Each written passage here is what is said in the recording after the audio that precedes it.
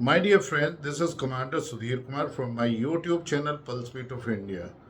Today I am going to carry out a threadbare analysis of Indian economy as I have been observing the progress made by India in last 10 years under the leadership of Narendra Modi since he took over as Honorable Prime Minister of India in 2014.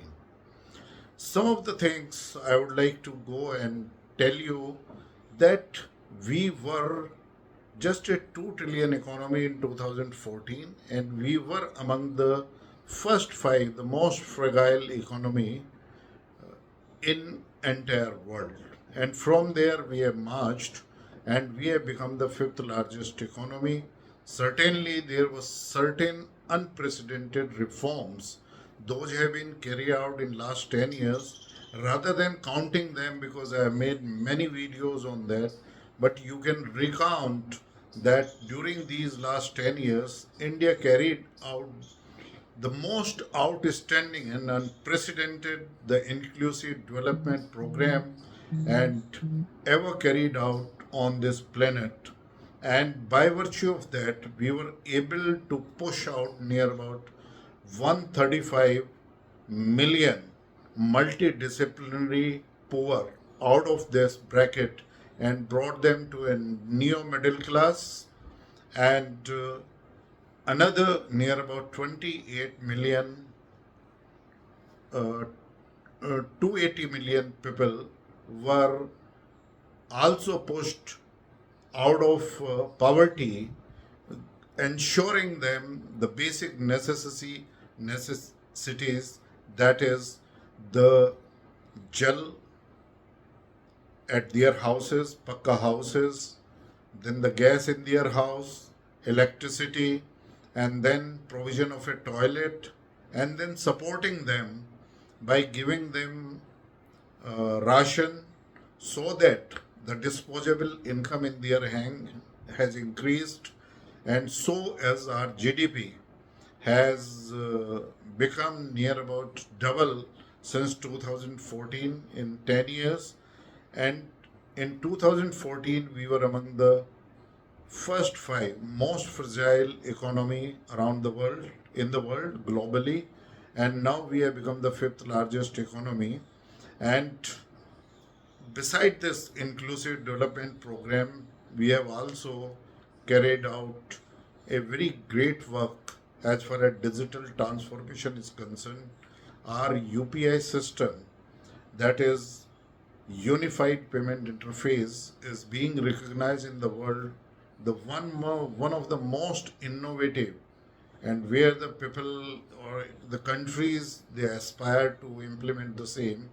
And today India registers near about 50% of the digital financial transaction.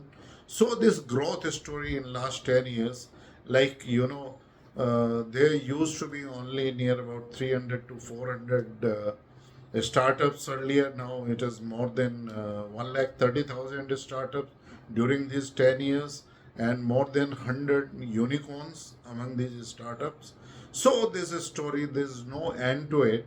Like, in any field you can take it and you will find a story. But where I am coming to put it, this now, these 10 years of governance by Narendra Modi has given a very solid foundation to Indian economy. Today, Indian economy is the fastest emerging economy in the world, and by all the rating agencies and the global agencies like IMF and then World Bank, Asian Development, BRICS Bank, and many other financial institutions, the economist par excellence in the world, and many CEOs of the global companies, the topmost 500 companies, they are also telling that India is a bright spot, and India has been able to steer its economy in spite of pandemic, where the economy for 2 years were affected, and entire world is going through uh, some sort of, if I don't call it recession, but certainly I will say a very, very slow growth rate. All the countries, whether you take USA, you take Japan, European countries, and China, last year India registered a growth rate of 8.2%, where China was near about 5.5%. And this financial year, 2024-25, we are going to register a growth certainly more than 7% has been projected. But I believe again there will be a surprise and will register more than 7.5 or may touch near about 8%. That is my analysis. But what I bring home that today India has its economy where it's all macroeconomic parameters are in place, and the same policy is being pursued. We are going to stay on the course as far as the I can make out from the budget which was presented by Nirmala Sitharamanji yesterday in Lok Sabha, that still, though BJP has formed now the government with coalition partners, but still there are no freebies, and all the welfare schemes are the calibrated, and utilization of every single pie in the hand has been done very judiciously. And this budget is certainly a march towards a self-reliant nation and Bharat becoming a Viksit Bharat by 2047. Dear friends, if I take you a little back, that when we got independence, we and China, we were at the same platform. China started slightly moving up, but if you remember, from 1947 till 1991, India lost the plot and India did nothing. Some people say, the Britishers has left a very poor India, and when we got independence, I agree with them. But after that, we lost 45 years, and nothing, no progress was done by India in these 45 years. And now, if you see to it that now in 1991 we started marching, we started the reforms, and these reforms were like uh, if we compare our economy, that is in 1991 we were simply 260 270 billion US dollars, and after that when we started sluggish uh, this thing, it took near about 16 years, the India becoming 1 trillion economy, and it was somewhere in 2007 and start of 2008. And you will see that after that, India got up, and with this even sluggish progress, another $1 trillion the India added just within 7 years.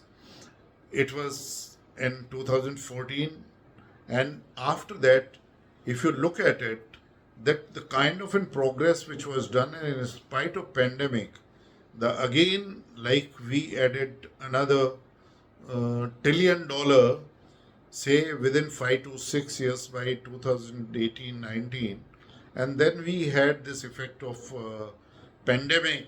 But you will see that if you are deducting the pandemic years uh, outside that these two financial years, you will see that India is going to add the fourth trillion or the another trillion just within near about 36 to 40 months. That is the financial year 21 22, 22 23, and 23 24. So, what I bring home, that first trillion in 16 years, from $270 in 1991, that was our GDP, just simply 260 to 270 US dollars billion, US dollars 260 to 70 billion, and then we became US dollar 1 trillion after 16 years. The another 1 trillion we added in 7 years.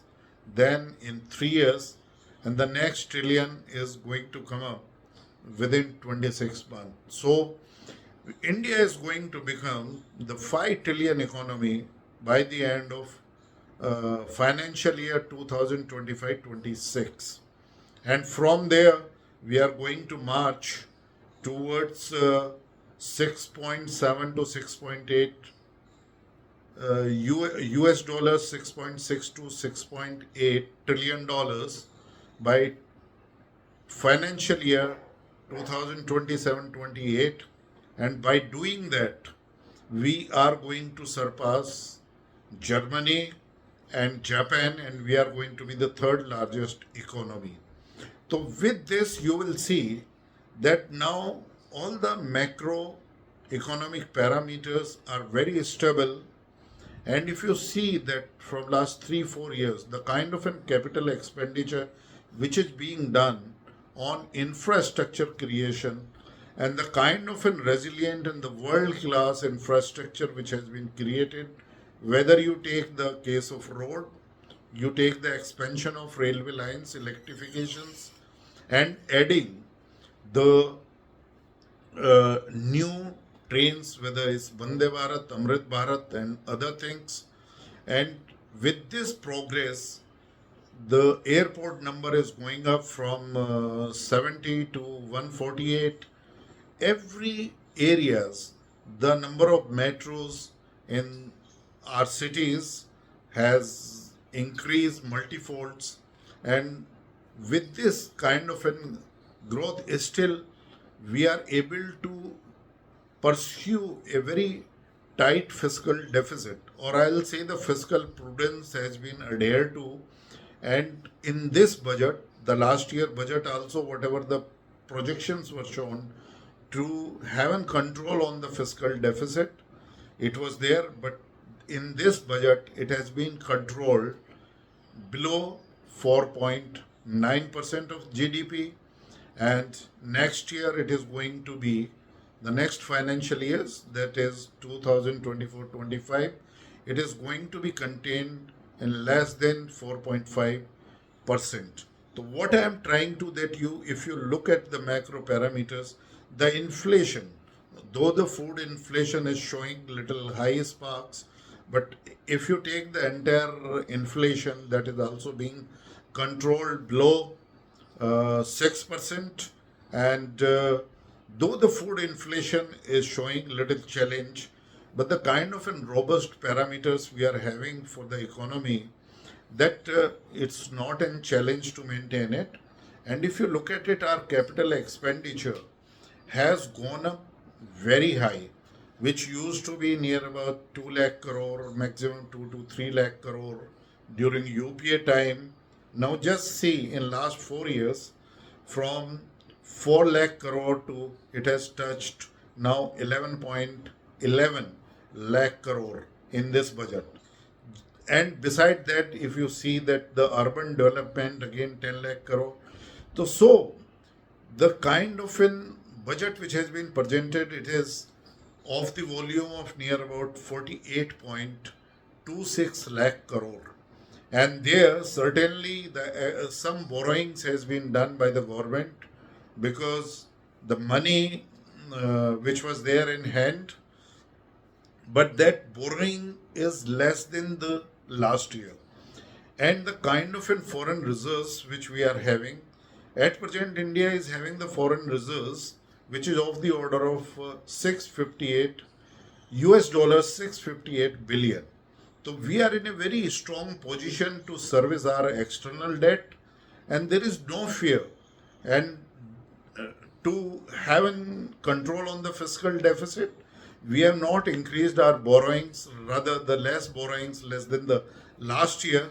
And if you look at the cash account deficit, we have been able to have the surplus cash in hand near about 25,000 crores in CAD. So, and if you look at exports, our exports is going to touch this year. Last year it was around US dollar 770, and this time it is going to cross 800 US dollars 800 billion, and last year it was US dollars 770 billion. So that on export side also, that we are there. Then the free trade agreement where we are signing, and the way we have got the oil from Russia, the cheaper oil, we have been able to maintain the prices of oil, petrol and diesel in India, and also of the cooking gas. And if you look at elsewhere in the world, the cost of petrol and diesel has gone very high. So keeping all these things in mind, I feel it is the tipping point that India is going to take off because the robust foundation is there, and I have already given you an inclination that how we are going to become the third largest economy. And then now you see that I have written a book, A Viksit Bharat by 2047, and I have said a leader is shaping the world order. Bharat is going to be number one economy by 2075. A robust foundation for a Viksit Bharat lead. And this is true. This is my third book, and it has become number one best-selling book at Amazon. So with this, like I have given my all recommendations to the government of India, and I have just put my recommendations across that from here till 2014 how we have to steer. The first is, the corruption. We have to fight the corruption. We have to take new reforms as far as IBC is concerned. And in this budget, you will see that the IBC and the number of DRTs and NCLTs has been increased. We have to do the technology adoption at a very fast rate, and the kind of money which has been pumped in towards the skilling, that is amazing, and that's on the stay on the course. There are no freebies, but there are many welfare oriented schemes, and they are very calibrated schemes that all the 9 priority areas are very well defined, and same way the focus on the development of 4, that is youth, किसान अन्नदाता, our युवा, महिलाएं और गरीब, इन चारों का जिस तरीके से बजट में ध्यान रखा गया है और जिस तरीके से एलोकेशन की गई है और जिस तरीके से एक फिस्कल प्रूडेंस को अच्छी तरीके से निभाया गया है इस बजट में, तो ये सारी चीज़ें शो करती हैं कि अब हमारी our economy will have a compound effect. And I have told you that what is that compound effect? That the first $1 trillion came in from the liberalization stage, that was in 1991. It took 16 to 17 years. Then another $1 trillion Bharat added in 7 years. Then next was near about 5 to 6 years. And then pandemic effect was there. Then another trillion, the third trillion came in just within 3 years. And now next trillion is going to be just within 2 years, so that we are becoming 5 trillion economy by 2025-26, as I said. And you see that now, if you see the buoyancy in our share market capitalization has now crossed the GDP, because our GDP is now going to touch US dollars 4 trillion by the end of this year. But if you look at the share market is buoyancy. Every year we are adding near about 1 trillion worth capital, US dollar 1 trillion worth of capitalization to our share market. And now share market has jumped ahead. Share market is just gone to 5 trillion US dollars. And that is the way the confidence in Indian share markets. But we need to be very cautious, because sometimes what happens, the people from outside external agency, those are, investing in India share markets, they are definitely going to earn the profits. And then take away the money out of it. But our share market is not only by the external investment but the retail investments. Over here the people are moving away from the savings. That is one sort of an alarm. But as they are spending into the mutual somewhere, they are also in SIPs and other things in the share market, so that the share market is doing well. But if you look at the one very important thing, I am going to bring it to you, that what I could see, you just see that earlier the PSUs were milking cows, where the government used to take money out of them and they were sinking.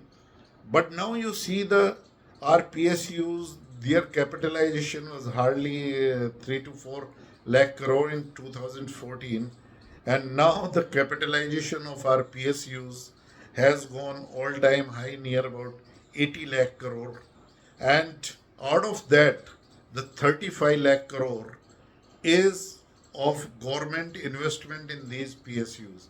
So just see this year, the PSUs has contributed near about 2 lakh crore, and then 2.16 lakh crore has been given by RBI. Our tax buoyancy in direct tax has been near about 26%, and so is the GST collection has gone up near about 18 to 19%. So with this, the lot of money in the hand of, but again the government is spending. Only one question I am suggesting to the government must carry out a review. They must carry out the review of the quality of the infrastructure which has been built. It is very, very important. We have to take this lesson from China, because in China, what happens in real estate and you know building up and our economy and showing to the world and to increase consumption, they created ghost cities, the ghost real estate, and the many commercial markets, the many cities which they have gone, now they are paying for it. And their real estate companies, those were, their market capitalization was near about US dollars 3 trillion. They are sinking. The another company which was worth near about US dollars 1.5 trillion, that is also sinking. So the economy of China now at present is dolled up. So we must not do this mistake when we are spending on the such a high capital expenditure we are having into infrastructure. We have to create the quality infrastructure. Secondly, no extra infrastructure should come. As someone reported to me that the highways to Dehradun, there are three highways, those are running parallel to Dehradun. So that kind of an we have to look at that. The quality infrastructure which we are having, it must be used. Same way the production facilities anywhere, the manufacturing facilities and all, we have to increase and do utilization. This is one of the area that we have to be cautious. The kind of an investment which is being done for the rural development, but we have to be very cautious. Like in Manrega, the kind of an allotment, it has gone near about 86 lakh crore, but 86,000, not 86 lakh crore, it is 86,000 crores. And this Manrega money, like, it should not be borrowed. There should not be an element of corruption at the village level or sarpanch level or tehsil level. We have to make sure that in Manrega, the tree plantation could come up, and then encroachment from the government land must be finished. And secondly, if we have to provide the skilling, and then the cost which is coming towards, if anyone is planting trees in the government land and on the sides of the rural road which is coming up under Pradhan Mantri Gram Sadak Yojana, so all these has to take care of it. And where the houses for the poor are being made, in the past we have already constructed near about 2.5 crore to 3 crore houses, and 3 crore more houses are going to be built for the poor. So there also the plantation is to be done. The India needs near about 500 crore tree plantation in next 5 years. That will be a very strong conventional design to protect our environment, to come out from the pollution, and to reduce the CO2 emission, as more and more trees are going to provide you good the pollution free air, which is must for our society. Now, the another factor is that when we are marching towards energy transition, in this budget, the provisions has been made for everything. Like I suggested in my book, that was a small modular reactor, certainly going towards it. AI mission is there, quantum AI and the quantum technology mission is there, and same way EV, and then the UP government has come up where they have waived off the registration charges on hybrid vehicles, so that is also a step along with the budget.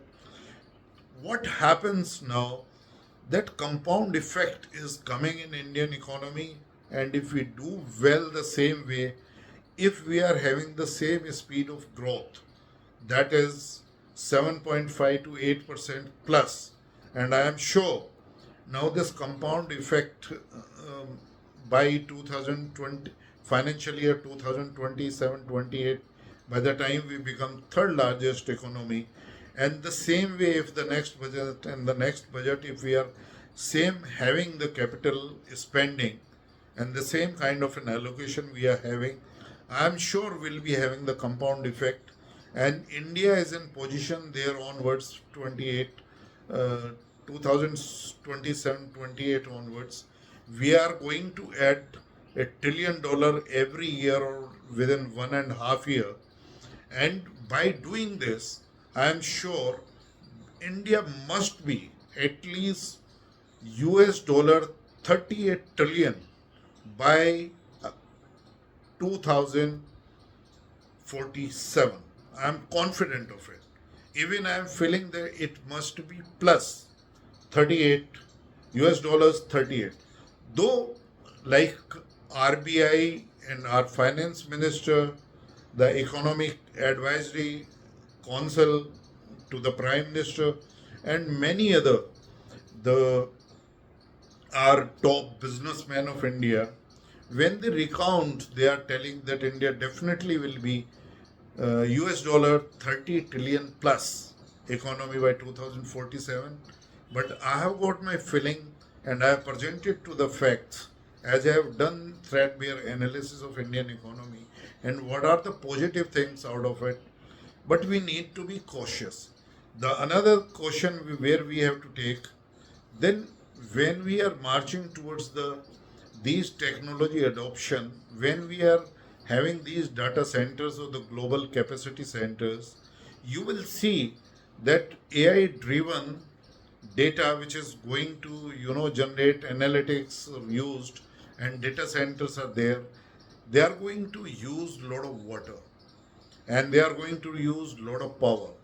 So all these AI driven data center which is going to multiply the progress of the nation, they are going to consume a lot of energy and a lot of water.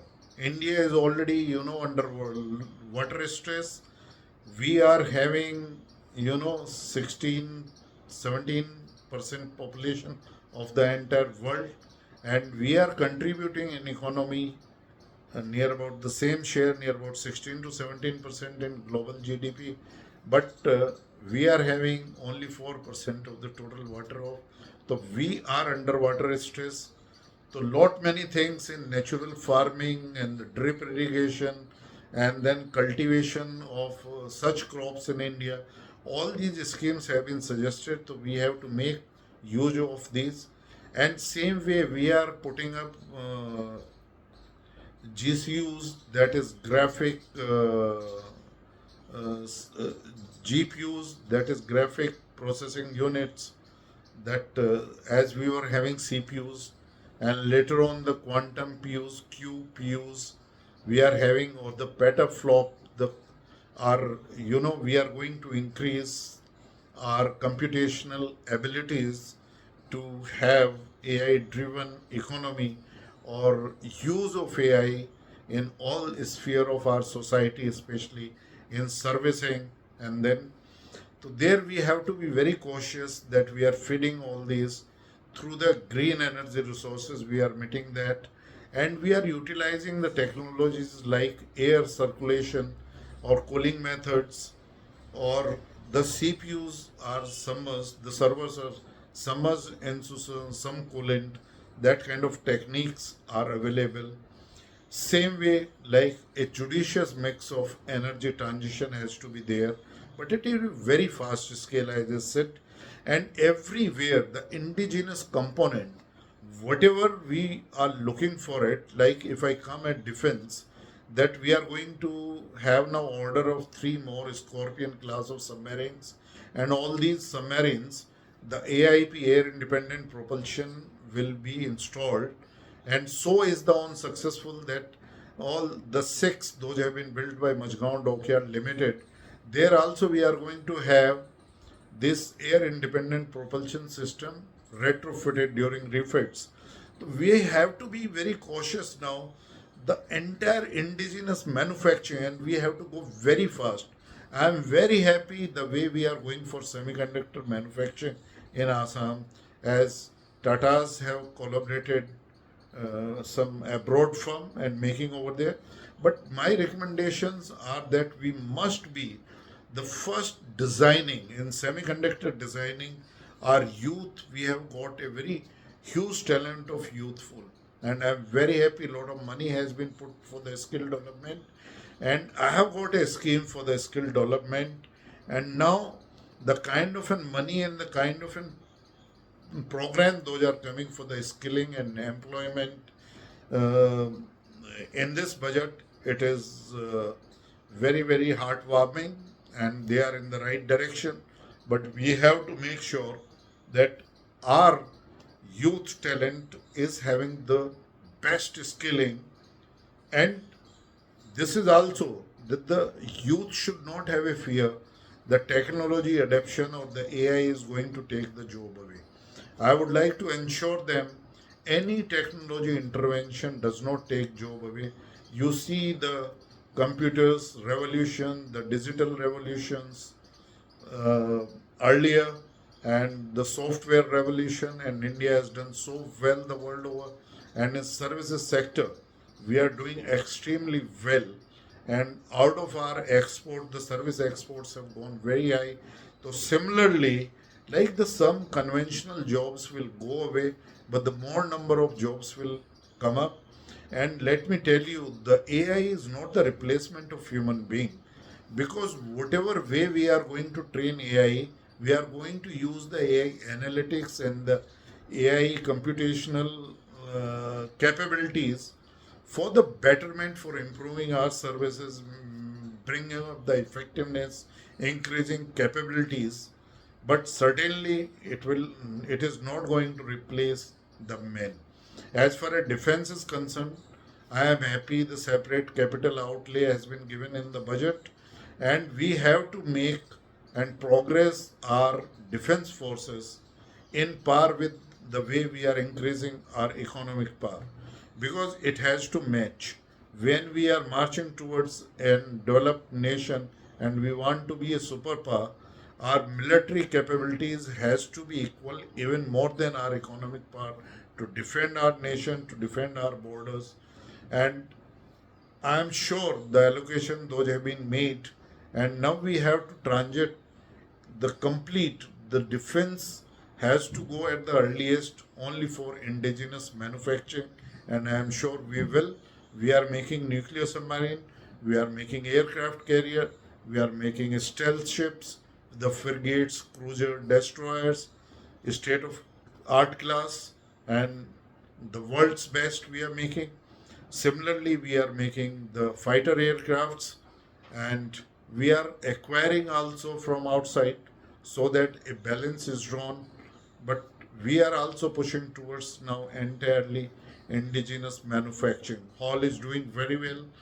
Our all the shipyards like MDL, HSL, GRSC, Goa shipyard, they all are doing, defense shipyards are doing very well, and are this all the boards of ordnance factories, those have been converted now into 4 private factories. They are also doing well, and it's a very healthy state today that our PSUs are doing so well. So I will say now disinvestment or the privatization must be stopped.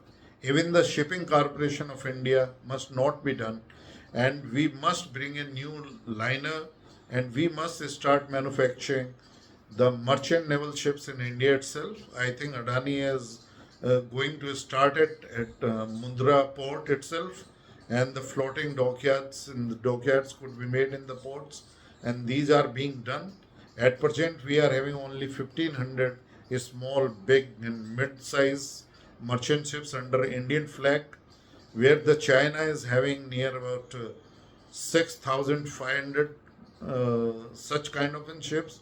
So very fast we have to learn, because there is a lot of demand of these big merchant ships, the dry bulk ships, and the dry cargo ships, and all these bulk carriers we have to now start manufacturing at a very fast pace. So this is the time that we have to put our you know the skilled manpower into the defense manufacturing, the manufacturing. And now manufacturing, we are very successful as far as mobile manufacturing is concerned. We are successful in electronics manufacturing. Now we are driving our component base. The way the semiconductor one side, now the nano electronics and the component size of all the electronics now we are making. We have done a lot of smart work towards the minerals acquisitions, mineral explorations, the mines of minerals. Those are needed to dry our the storage batteries. Those are being made, or EV transition. Then scrapping of vehicles also we are moving ahead. So now all the areas, all the growth engines of India, they are firing with the full steam. Our village development, the money which has been given over there, it must be used the most judiciously. I said now, all these new production factories, all these new FPOs for the food processing unit have to come in our rural areas. That is the area of growth. Our 2 tier and 3 tier towns are already doing well. Our aspirational district program has been very successful, but now we need to go to the villages, and the villages must have the same kind of an infrastructure which we are having into the smart cities. And these factories, skilling centers, the digital service centers, they have to come in. And the 5G technology is already gone to the villages. The farmers are being helped with the digitalization, and all these services will be. And same way, direct benefit transfer and the subsidies to farmer, not only at urea but DP and other things has to be given. And secondly, the GST on the farmers, tractors, and all other equipments and implements of farmers, the GST must be decreased. And in UP, the sugarcane, uh, that FRP of sugarcane must be increased, because now factories, all the sugar factories in UP, they are having the surplus production of sugarcane. They are making ethanol. They are making, many of them, they are making liquor. So they are always in profit. So they must transfer the benefits towards farmer, to at least the 400, minimum 400 quintal FRP is to be given for sugarcane. So I have discussed with these all, like we are at the right path, and the Prime Minister has given such a robust foundation and outstanding budget this year. The only thing is that the middle income group, income tax deduction for the middle income group could be reviewed when we are having a comprehensive review of our income tax now, shortly within 3 4 months. I'm sure that review is to be done, and we have to look at it because middle income group is having a sizable population of near about 30 to 31 crores, and they need a certain attention from the government.